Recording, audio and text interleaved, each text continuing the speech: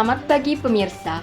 Selama beberapa menit ke depan, Anda akan bersama saya Lilis Nurlela dalam acara Merdeka TV. Membahas berita aktual dan terpercaya.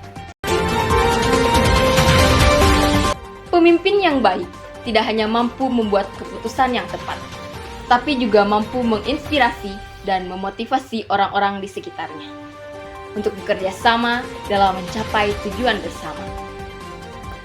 Mereka memiliki visi yang jelas untuk masa depan dan mampu menerjemahkan visi tersebut menjadi tindakan nyata yang membawa perubahan. Pemirsa, kepemimpinan yang baik bukan hanya tentang posisi atau kekuasaan, tetapi tentang tanggung jawab dan dedikasi untuk melayani masyarakat. Maka, penting bagi kita semua untuk memilih dan mendukung pemimpin yang memiliki integritas, kompetensi, serta visi yang sejalan. Sudah ada rekan kami Gina Siti Nurfadilah yang akan mewawancarai secara langsung salah satu pemimpin di Desa Pamalayan, Kecamatan Cijengjing. Assalamualaikum warahmatullahi wabarakatuh. Waalaikumsalam. Perkenalkan, nama saya Gina Siti Nurfadilah, perwakilan dari kelompok 4 Prodi Teknologi Laboratorium Medik dari Stikes Muhammadiyah Ciamis. Izin mewawancarai Bapak mengenai kepemimpinan. Sebelumnya dengan Bapak siapa? Agus Lutfi Mansur. Sudah berapa lama Bapak menjabat sebagai kepala desa di Desa Pamalayan? 2 tahun lebih lah, 2 tahun setengahan. Kesibukan Bapak sebelum Bapak menjabat menjadi kepala desa di sini? Sebelumnya bekerja di BRI, jabatan terakhir lecturer, pengajar. Kemudian punya usaha ayam petelur. Kemudian kemarin di BUMDes, ketua BUMDes, dan terakhir sini kepala desa. Bagaimana cara Bapak memimpin di Desa Pamalayan ini? Yang pertama harus dilakukan adalah ketika saya jadi kepala desa, dan kebetulan waktu di BRI juga pernah jadi pemimpin, kita kumpul bareng-bareng sama rekan-rekan, kemudian kita samakan dulu visinya, persepsinya, kemudian kita kemukakan apa yang saya inginkan sebagai pemimpin. Itu dulu yang pertama. Ketika sudah terjadi kesesuaian, kesamaan persepsi, baru kita melangkah. Itu langkah pertama. Prinsip yang Bapak gunakan sebagai pemimpin? Harus sesuai tupoksi, ya, tugas pokok dan fungsi. Itu dulu. Jangan sampai terjadi nanti ada kaur keuangan, tiba-tiba mengerjakan kaur kesra. Nah, itu kan ada overlap, itu yang tidak boleh terjadi. Kecuali kalau dalam kondisi tertentu, misalnya ekbanknya atau kaur kesranya sedang berhalangan, saya tugaskan kaur umum untuk menjadi ekbank. Seperti itu baru boleh. Itu. Cara menyelesaikan masalah? Cara menyelesaikan masalah, kita tanya dulu, ini masalahnya dari mana nih? Misalnya dari kasih pemerintahan. Nah, kita tanya-tanya dulu, kita analisa dulu. Kalau di kedokteran itu kita diagnosa dulu ya. Nah, kita diagnosa, kemudian baru kita bisa menarik kesimpulan. Sudah tersimpul, baru kita cari solusi. Seperti itu. Selama Bapak menjabat, tantangan terberat Bapak sebagai pemimpin itu apa saja? Menyamakan persepsi dengan rekan-rekan, itu yang paling susah. Karena setiap orang itu kan beda kepala, beda pemikiran, beda posisi. Saya kepala desa, otomatis akan beda pola pikir dengan kasih pelayanan. Karena latar belakang sekolah beda, tentunya. Misal, saya pernah sekolahnya dulu sampai kuliah S1. Nah, kasih pelayanan itu di Aliyah, hanya sampai SMA. Nah, beda dengan ketika kita bicara dengan ekbang S1 tapi pendidikan.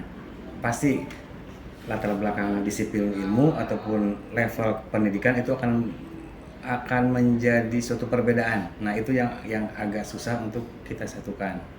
Itu. Dari berbagai banyaknya perbedaan yang tadi Bapak sebutkan, bagaimana cara Bapak merangkul perbedaan itu menjadi satu?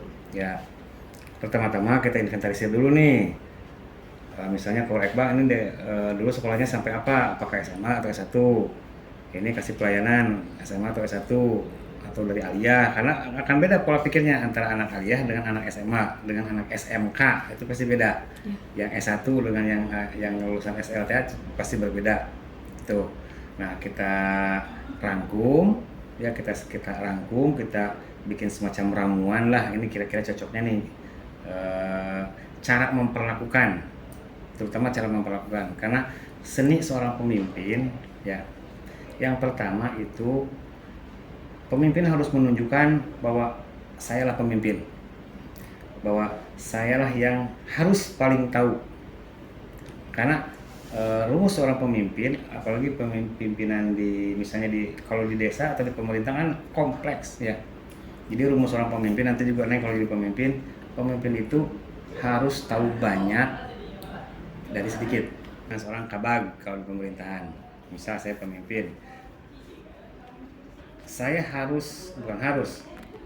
cukup dengan tahu sedikit dari banyak. Karena di desa itu kan ada kaitannya dengan BPD, urusan dengan pemerintahan, kecamatan, kabupaten, ada dengan hubungan sosial kemasyarakatan, ada kaitannya dengan politik, ya, pembangunan, pemberdayaan, dan lain-lain. Nah, sebagai seorang manusia, saya tentu tidak akan mampu untuk mengetahui semuanya.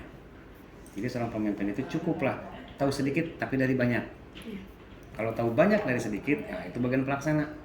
Misalnya Neng sekarang jadi kaur keuangan di desa, cukup dengan menguasai bidang keuangan itu sudah menjadikan Neng seorang kaur keuangan yang bagus. Nggak usah tahu Ekbank kerjanya apa, Kesra kerjanya apa, Amil kerjanya apa, Sekdes kerjanya apa, nggak usah tahu. Itu kewajiban saya untuk tahu, meskipun tidak semuanya, tidak sampai detail. Nah, itu rumus seorang pemimpin. Yang kedua, kita usahakan di tempat kerja itu kondusif, nyaman, ada kesetaraan, meskipun ada perbedaan posisi, karena saya kepala desa, otomatis yang di bawah itu kan bawahan. Tapi jangan pernah berucap ke bawahan itu, kamu mah anak buah saya, itu jangan. Kamu adalah rekan kerja saya, kamu adalah mitra saya.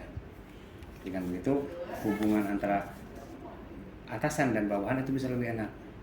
Yang kedua, ketika kita berdiskusi, ya misalnya untuk memecahkan suatu masalah, usahakan jangan dari pemimpin ide itu muncul, tapi biarkan mereka yang punya ide. Kita lempar, sok saya ada yang punya ide tuh, nanti orang ngomong A B C D. Padahal itu sudah ada di sini, tapi biarkan mereka yang ngomong. Nah, ketika ide tersebut kita laksanakan, kan suatu kebanggaan bagi mereka. Padahal sebelumnya ide itu sudah di sini, tapi biarkan mereka yang ngomong. Seperti itu. Itu trik, tips, salah satu cara supaya apa yang kita perintahkan itu mereka kerjakan. Nah, itu salah satu tipsnya. Ada lagi atau kurang puas? Apakah ada panutan dari tokoh-tokoh pemimpin? Tokoh pemimpin banyak. Yang paling pertama tentunya Nabi Muhammad. Itu kan pemimpin semua ya.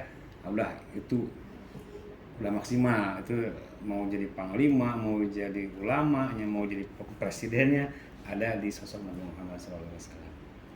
Itu yang global lah, semuanya harus tahu. Sekian wawancara langsung di Desa Pamalayan kepada Kepala Desa. Saya kembalikan ke Lilis Nurella. Wawancara tadi menutup jumpa kita pada kali ini. Saya Lilis Nurella pamit undur diri dan sampai jumpa.